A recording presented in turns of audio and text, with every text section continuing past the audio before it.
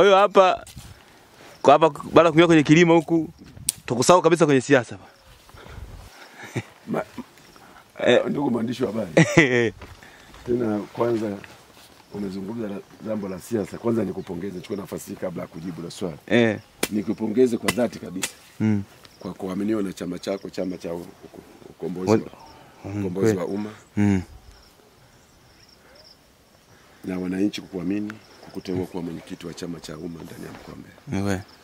Lakini la pili, kuchaguliwa na halmashauri kuu ya chama cha umma kuwa katibu wa uenezi taifa. Ni heshima kubwa kwako. Nashukuru. Lakini ni heshima kubwa kwa wananchi wa mkoa wa Mbeya ambao wamekupa dhamana hiyo. Kwa hongera sana. Nashukuru sana. Lakini swala lako la msingi la kwamba tukusahau kwenye siasa. Siasa ni maisha. Siasa ni kila kitu. Hata hapa ninapolima ni siasa. Inatofautiana sasa operation yake ni nini. Kwa unaweza kusema siasa hutaki kabisa, lakini siasa haiwezi kuepukika. Hata kushauri tu ni siasa. Hata kulima ni siasa. Kwa hiyo sasa naweza kusema kwamba siasa ipo na tunaendelea kuwepo kwenye siasa, lakini sio siasa kama tulivyokuwa mara ya kwanza. Ile msukumo mkubwa kwangu utakuwa kwenye kilimo. Ndio. Wako bado watu kwa kusema Makajabeno kakaa kia sana. Wanasema anataka ubunge huyo. Sio anataka nafasi gani? Sijui. Kajichimbia huko shambani huko anataka ubunge huyo. Huko ndio nyumbani kwangu nikozaliwa kwa babu zangu. Kwa baba zangu. Makaburi yote yako huku. Kwa hiyo mimi labda nimeamua kubadilisha mtazamo kama ilivyokuwa zamani kwamba watu kuogopa kuja kijijini. Mimi baada ya utumishi wangu nimeona maisha pekee ambayo naweza kuishi ni kijijini. Ambako naweza kulima, hakuna pressure. Uko shambani unakula chakula ambacho kinatoka shambani unakiona wewe mwenyewe.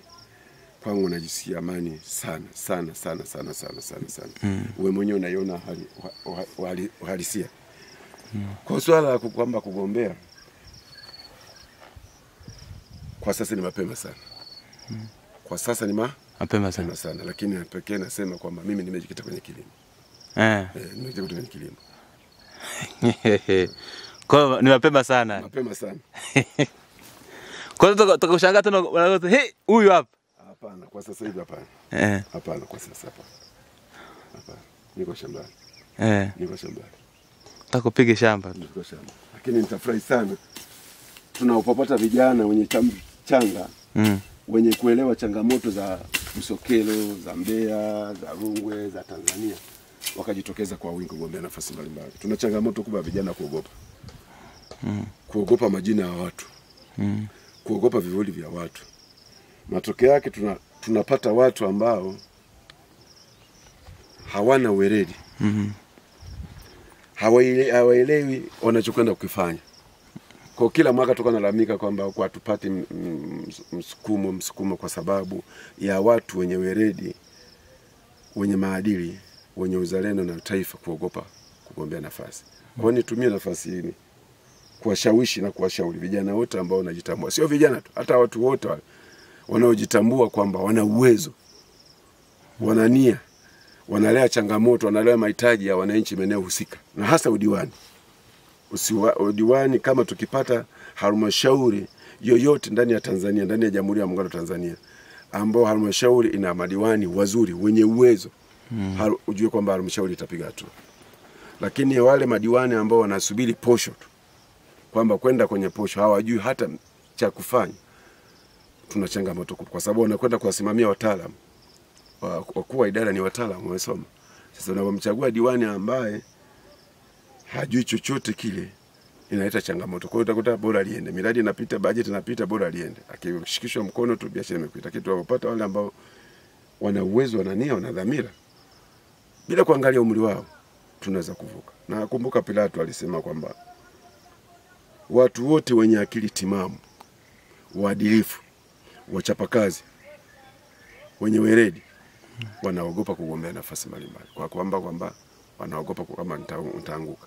Matokeo yake watu wa ovyo, watu walalushwa, wasio waadilifu, wasiojua hata mahitaji ya jamii wanathubutu wanagombea.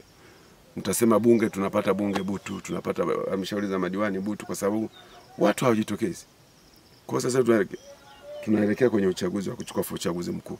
Watu wajitokeze kuchukua fomu za ubunge, za udiwani na kadhalika, ili tupate watu wenye nia na dhamira ya dhati kusukuma maendeleo ya sehemu husika. Wasiogope. Kwa hiyo kuwezekana kukua kwa maendeleo kwa baadhi ya halmashauri katika mkoa wa Mbeya kumechangiwa na kuwa na viongozi ambao sio mkoa wa Mbeya tu. Sehemu nyingi watu ambao hata viongozi wa vijiji, wenye vitu wa vijiji. Zipo sehemu nyingi utakuta mtu, kwa mfano nikokuwa na nyumba. Unaenda kwenye kijiji unakuta mwenyekiti wa kijiji ni mzee hata meno hana. Lakini mwenyekiti wa kijiji amechoka kiasi kwamba hata likipigwa la mgambo hawezi kukimbia. Wala hawezi kutafsiri chochote. Lakini kwenye mikutano anakaa kimya, kitoka na analalamika. Lakini tukipata watu ambao ni damu changa, wanaokimbia mchaka, wanaweza kutafsiri mambo, wenye fursa ya kesho, wenye kesho nyingi, tunaweza kufanya kazi, tunaweza kupata maendeleo makubwa ndani ya halmashauri zetu husika mbalimbali. Kwa hiyo kujituma kwao, uthubutu kwao kunaweza kuleta maendeleo makubwa. Pamoja kwamba umri sio kigezo. Inawezekana kwa una umri mdogo, huna mawazo yoyote ya maana. Ukawa na umri mkubwa, ukawa na mawazo yote ya maana. Ukawa na mawazo makubwa ya maana na kusukuma maendeleo. Kwa kigezo cha umri nacho kisiwe kisababu sana, tuangalie weledi na mtizamo wa watu wanaowazania. Umezungumzia vijana kushiriki kwenye uongozi. Lakini vijana wengi wanasema kikwazo kikubwa sana kinachowakwamisha kushiriki kwenye siasa ni uchumi. Wewe unaionaje? Kwamba hawana fedha. La kwanza ni mtizamo. Uthubutu wao ndio kubwa. Na tatizo la vijana wanataka kiingia leo, apate leo hii. Hapana. Sio lazima upate leo. Mwingine unaweza kutafuta, unatengeneza jina, unatengeneza taswira, unatengeneza daraja wa kujua ni nani. Lakini vijana wengi sasa hivi wanataka hela, wawe na hela. Wawe na maisha mazuri kwa dakika moja. Matokeo yake wanaingia kwenye uchawi. Wanatumika na wanasiasa, bahati mbaya wengi wao wanasiasa. Anaweza kutumia, akipita biashara imekwisha, mkataba umekwisha. Na kwa sababu vijana wengi wanataka hela, kwa wakimalizana na hela biashara imekwisha. Lakini kama vijana unajiandaa, una hoja, una ushawishi. Na niwaombe kwamba Tanzania kwamba ukimuona kijana popote alipo, ana uwezo, anajitambua na ana dhamira ya dhati na ana maono kwamba naweza kufanya kazi, tumunge mkono kwa nguvu zetu zote. Mapinduzi yote duniani yameletwa na vijana. Yameletwa na vijana kwa sababu ndio jeshi kubwa, ndio vijana ambao wanaweza kukimbia, ndio vijana ambao wanaweza kuingia kwenye teknolojia, sayansi mpya na teknolojia duniani, wanaweza kukimbia vijana. Pamoja busara za wazee ni muhimu sana kulifikisha taifa mahali salama. Ili taifa letu liwe salama, nahitaji mawazo ya wazee ambao na wazee sio wote. Wale wazee nao wanaojitambua. Kwa sababu unaweza kuwa mzee lakini ukawa mzigo, hubebeki. Kwa hata vijana tunahitaji vijana wenye kujisimamia bila kujali hela. Mimi nimegombea mara nyingi. Unakumbuka uchaguzi wangu wa 2010. Mimi sikuwa na hela kabisa. Nilikwenda kusimama na kisiki cha mpingo profesa. Sikuangalia kwamba nina hela, sina hela, lakini kuangalia kwamba nakwenda kutoa hoja zangu ambazo zitasikizwa na wananchi, watazichambua, watasifanyia kazi. Basi ndio unaona mwaka jumla ndio hivi. Lakini unapoogopa au unataka kwamba ubebwe na mtu mbele katika umekwenda. Kwa tusimame, tusiogope vitisho vya watu, tusiogope madaraka ya watu, tusiogope majina ya watu. Tusonge mbele, tuwe na hoja ya vijana kama vijana wasonge mbele, wasiogope vivuli vya watu. Wawe na mawazo yanayojitegemea. Vijana wasiogope vivuli vya watu. Wasiogope vivuli vya watu. Ndio. Kwa inawezekana sasa pia kuna vijana wengi ambao hawana ajira. Kwa inawezekana pia kwenye siasa ukapata ikawa ajira hiyo kwenye siasa. Watu wengi wanafikiri siasa ni ajira. Ndio maana wanachanganyikiwa wengi. Asipopata, mfano anakwenda kukopa hela benki, anakwenda kwenye uchaguzi. Akijua kama atapata, asipopata tayari au amekopa mkopo kwa mtu. Asipopata au amebeba na mtu. Na mtu anapokubeba anategemea kuna kitu tarudisha.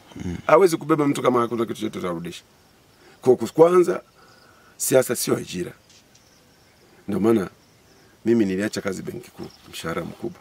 Nilienda kwenye kijiji, nilikuwa napata posho ya 100,000. Kule ni utumishi, ni uwakilishi wa wananchi. Na ndio maana nasema siasa, unapotaka kugombea siasa, lazima uwe na uchumi wako unaojitegemea. na siasa ni mtoto wa uchumi. Ukitaka kuhakikisha nchi za Emirates, nchi za Kiarabu hazina siasa sio nini, siasa yao kubwa ni uchumi. Uchumi wao ambao wanatosheleza mahitaji ya wananchi. Wananchi wanapata, ndio maana mafuta hali ni ya kila mwananchi. Kwa uwezo kumwambia mwananchi ule eti badilisha sasa. Alikwenda Bush Saudi Arabia kwamba ninyi mnafanya kazi vizuri sana. Tatizo kubwa hamna demokrasia. Walimuuliza demokrasia gani unayotaka? Kama wananchi wote wanakula kitu tulichonacho, mafuta yetu tunagawana sawa sawa, kila mtu anafaidi. Unataka demokrasia gani? Ya fujo. Kwa uchumi kitu cha kwanza kujitegemea, unaweza kufanya siasa bila matatizo yote. Lakini ukitanguza siasa ndio useme kwamba bila uchumi nako ni changamoto, ndio utakuwa kibaraka uchawa huo kibisa. Pamoja kwamba uchawa ulikuwepo tangu uhuru, kabla, wakati na baada ya uhuru, lakini uchawa wa miaka ilikuwa uchawa wa uzalendo wa kweli, kuhakikisha kwamba ukombozi wa haki unapatikana. Uchawa wa sasa hivi, uchawa mkubwa ni wa wewe binafsi, sio kwa maslahi ya umma. Ndio maana unatumika, tunatumwa huku kubeba maneno kupeleka huku. Zamani uchawi ulikuwa unabeba maneno, unachukua siri za madui unalipelekea taifa. Unafanya mchakato namna ya kuzuia ile namna kwa. Lakini sasa hivi uchawi wengi unatumika kwa sababu ya maslahi yao binafsi na yule ambaye anamtumikia.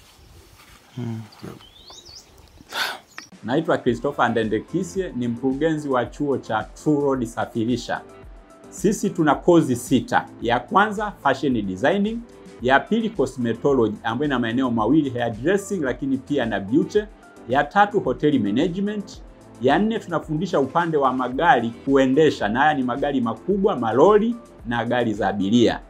Ya 5 ni kozi ya ujenzi wa vitu mbalimbali, kwa hiyo tunaita construction and crafts. Ya 6 ni mambo ya biashara kwa maana business studies. Sisi tupo Ilala Boma, Dar es Salaam, karibu na ofisi za mkuu wa mkoa. Hosteli ni bure kabisa kwa wale ambao wanatoka mbali. Asanteni.